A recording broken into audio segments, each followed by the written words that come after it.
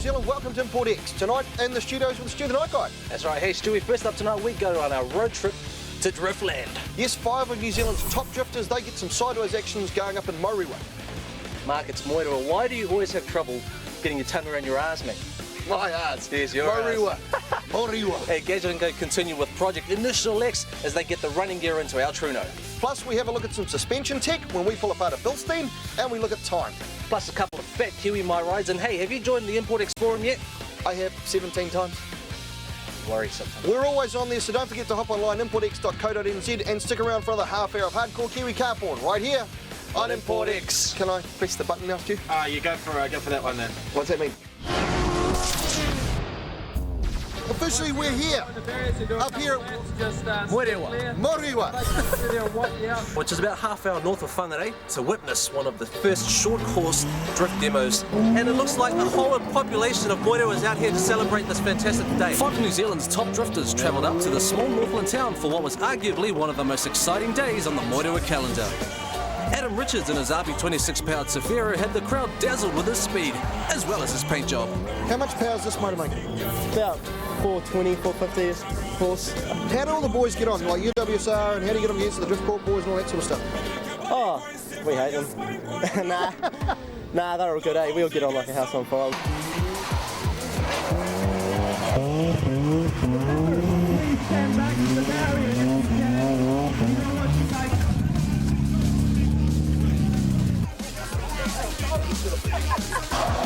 Justin Brew, D1NZ winner of 2004, showed up his style in his X-Taxi Turbo Safira.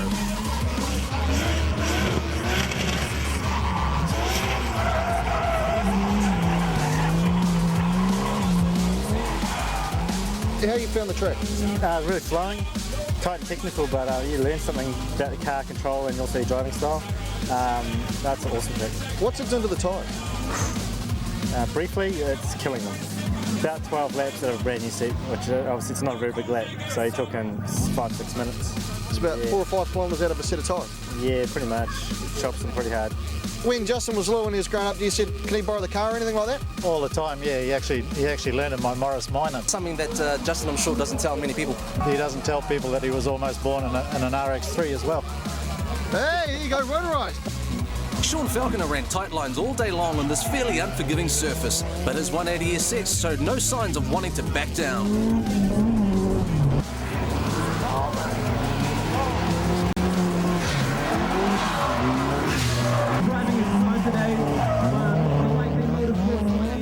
Yeah, it's a fun little track. It's cool. It's kind of real Japanese style.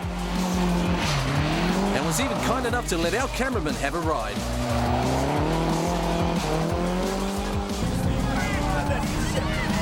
Sit right there. It looks like he had fun.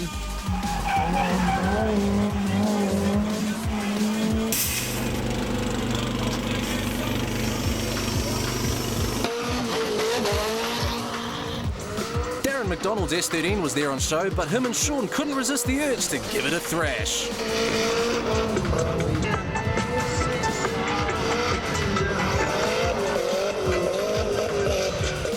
Initially my mum said to me, you know what, there's a couple kids up here that really like what you're doing and I want you to do a little demo. So we're talking, myself, maybe 1 cone, maybe 2, with a couple of the local kids, and then it just blew out of proportion. Yes, Did you ever think you'd get a crowd this big? Nah, not even this morning. We've had guys working here till like 3 this morning and midnight or later for the weeks following up. So it wasn't me, it was a bunch of about 100 people that made this happen. Redline, Mag and Turbo, K-Style Car Shop, Republic Apparel, the local sport. What did you say when he said to you when he came home, hey mum, I'm going drifting? And you're like, what? What? Actually, it didn't happen like that. He said, Mum, watch this. And things got real hot as JT was relentlessly pushing his S13 to the limit. The interior, inside. Yep. Another crowd favourite was Daniel Fangadan Woolhouse, who ripped up the track in his RB26-powered Laurel. He was a bit shy to talk to us, but wasn't shy destroying his tyres.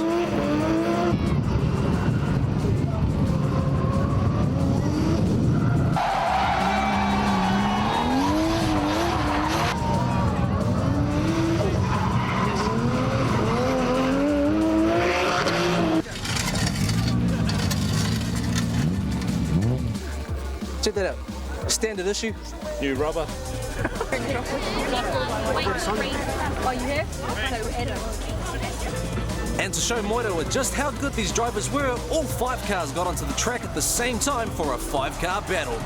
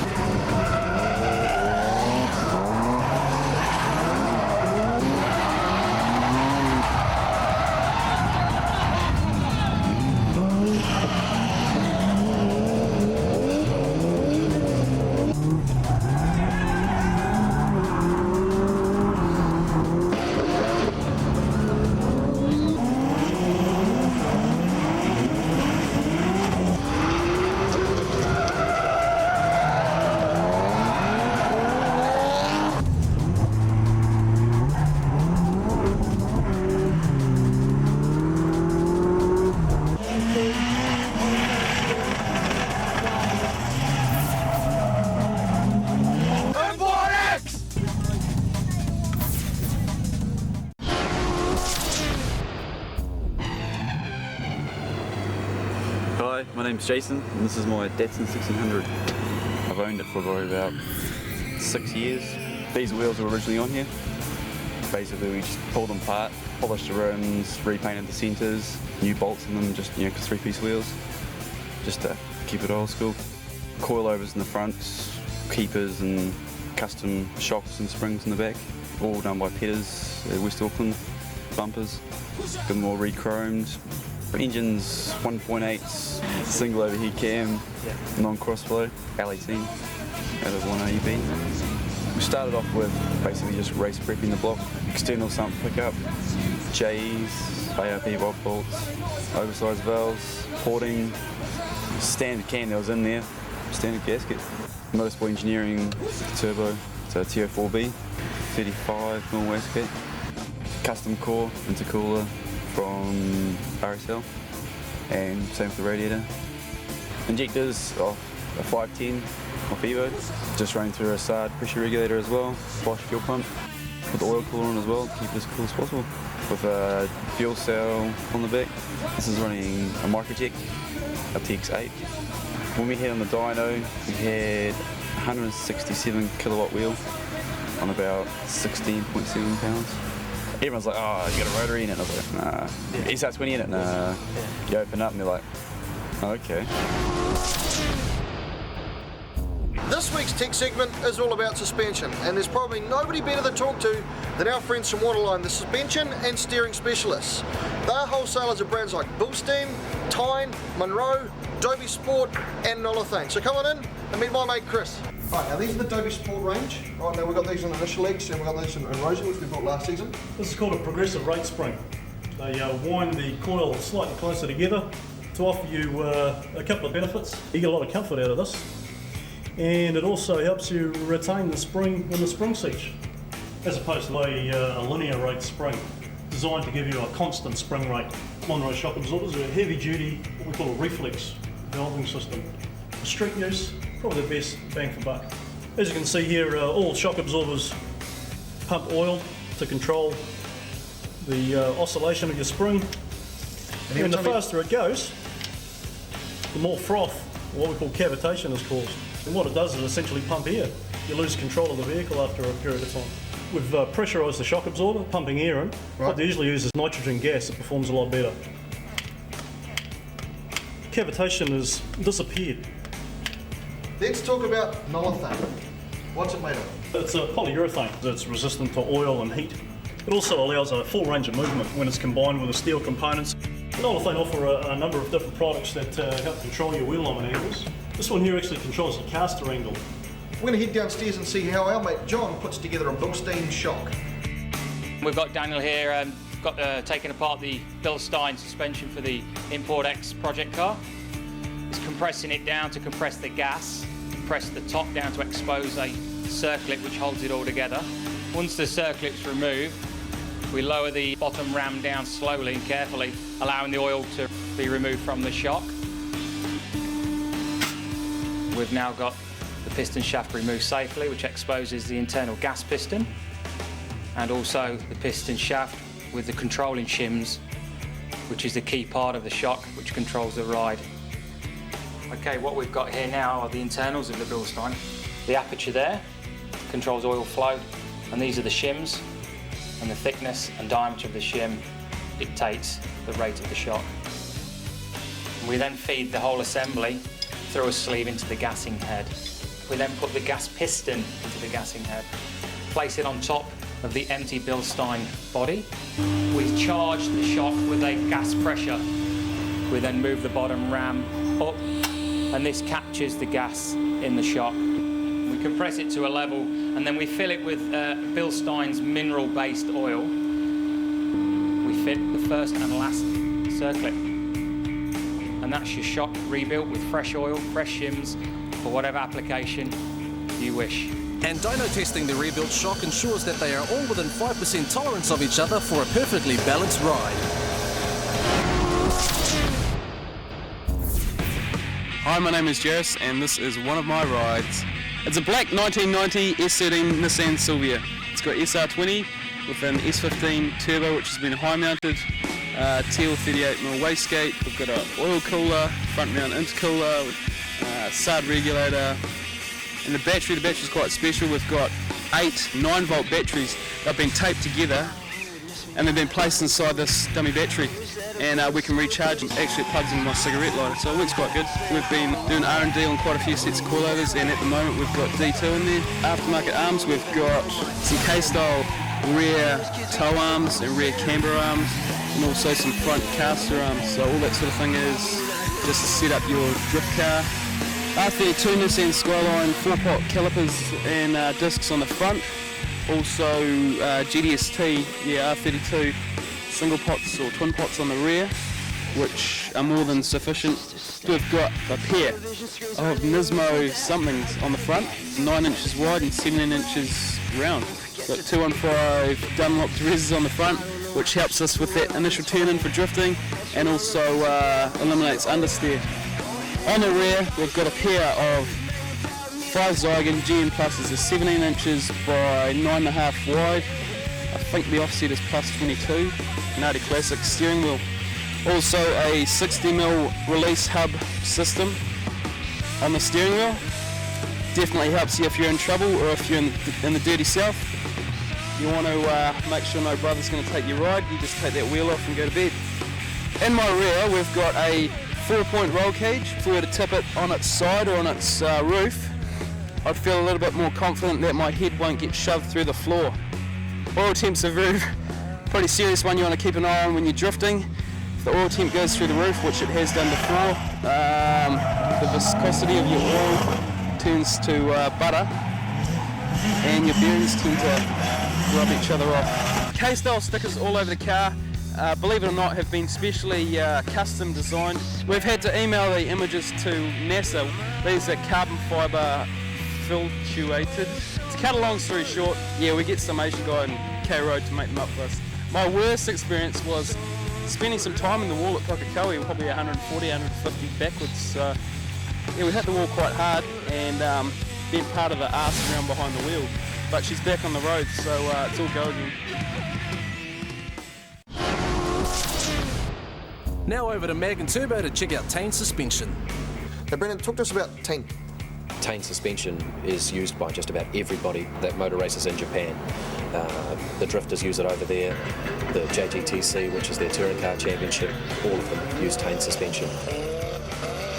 This particular one is a drift specification coilover kit. They build it with a heavier coil, they build it with aluminium construction clevis, making that lighter, this stronger, giving them a better advantage. In the top here we have an adjustable camber plate, right, which allows you to dial in as much or as little camber as you want to set your car up for. This is the valve damping adjuster. Yep. You turn this adjuster harder, softer. It's got an adjustable clevis as well. Oh, I see. So like you've just dropped the car like 40, 50 mils. You got it. This is the Tein Super Street system mark. It does everything that the Flex kit does, it just doesn't have that clevis adjustment. Little different with a keeper coil. When you put it in the car and put the car suspension on the ground, that all just becomes one solid block. It's really designed just to keep the coil captive inside the top platform and the bottom platform. adjustable camber plates. Can I put these on any suspension? Typically speaking, yes. These parts can be made and manufactured to certain sizes for certain shocks and springs available for your car. This unit is called EDFC, Electronic Dampening Force Controller. You can control the damping force from inside the cabin by just pushing one of these buttons. There's even a memory setting, so if you have a favourite setting for a favourite track, just hit that button in.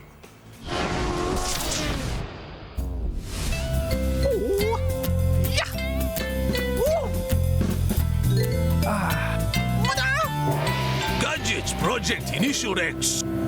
In Initial X this week, Gadget & Co install all the running gear. And thanks to Autolign, all the suspension came fitted with Nolithane bushes. So what's the problem, Nathan? Why can't you fit them in there? Well, the new Nolithane rubbers are a little bit wider on each side, so they're probably about 2 mils each side, a little bit wider, which just makes it a little bit trickier to get it actually in the original mounts on the back of the diff here. So with a little bit of lubrication and a lot of love tapping, the Nolithane contracts just enough to fit.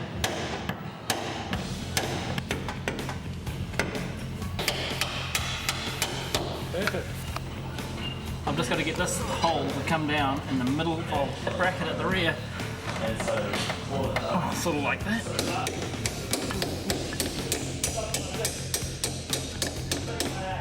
Ooh, right, there's our drive shaft that we've got from Terry at ADL in Manukau City. They have modified it to suit, so we haven't tried it yet, so I hope it fits, Terry. Oh, look at that. And then we'll just put this up on here. Bolt it up. Oh man, that's O for awesome. Here is the diff that we've got from Steely Gears. It's got a Toyota Hilux centre, LSD. This is the original A85 Levin tubes. So we've still got the original 4-link mounts, and they've been chopped here and welded onto the diff head. Everything all match up, but it's just got a lot bigger diff head with bigger axles, and it's also got Toyota Hilux wheel bearings too. I'm just taking the sway bar off at the moment because this diff head is a lot bigger than the original, and as you see, as it comes around through under the exhaust here, it's actually hitting on the actual diff head. So we're going to pull it off and take it down to Autolign, and they will fabricate a new one to clear with a bigger bulge around the back of the diff head carrier. This here is the old strut out of the A85. Now this rotor here, it's tiny, it's a solid rotor, see it's got no venting in it. It's got standard little calipers and tiny little brake pads, and they're all toast, so we scrapped this one. So then we went to pick apart and we got some Toyota Cressida brakes, but these are also mud. So what we've done is we've rung up our mates at 100 Race Brakes, and these boys have come to the party and they've hooked us up with some of these bad boys, vented, slotted rotors. So we've actually just bolted them straight up to the standard Cressida hubs, 4 bolts. We've got bigger rotors, bigger calipers, bigger pads. So with the extra power that we're putting through the car, it's going to stop still. It's going to stop just like, it's going to be macca. Now to installing the shocks, which are custom built at Autolign using a combination of Bilstein shocks, Adobe Sport coil springs and Tein top hats, featuring fully adjustable ride height, dampening and camber angle. Every possible suspension item either got replaced or rebuilt, like this bottom arm adapted with a rose ball joint to aid camber adjustment. Goes on there, goes on there. All new parts, new turret end, inner rack ends, ball joints, new shocks, sway bar link bushes, everything. Brand new. We've got Nolithane bushes to go in the front. Just keep everything this. Sits to the front like this. Stops everything from going backwards and forwards. European bushes, nice and shiny.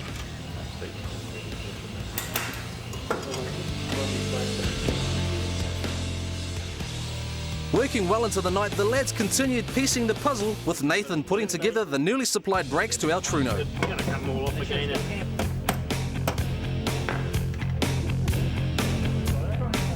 Gadget, meanwhile, was busy doing a rear disc brake conversion, fabricating custom mounts and using calipers from a 92 Nissan Bluebird. What are you doing, man? You're just giving the wheels a bit more camber. They're a bit like this. But you can still come across with those wheels on, though, Jess. We put the suspension in, front and rear, put the rotors on, and got everything sitting on the ground again, so now it's a rolling car. But as you can see, it's quite late, I want to go to bed, so tomorrow's another day. But just before they went home, Gadget's ringtone got the better of them. I'm still your daddy. So join us next time for more Gadgets Project Initial X.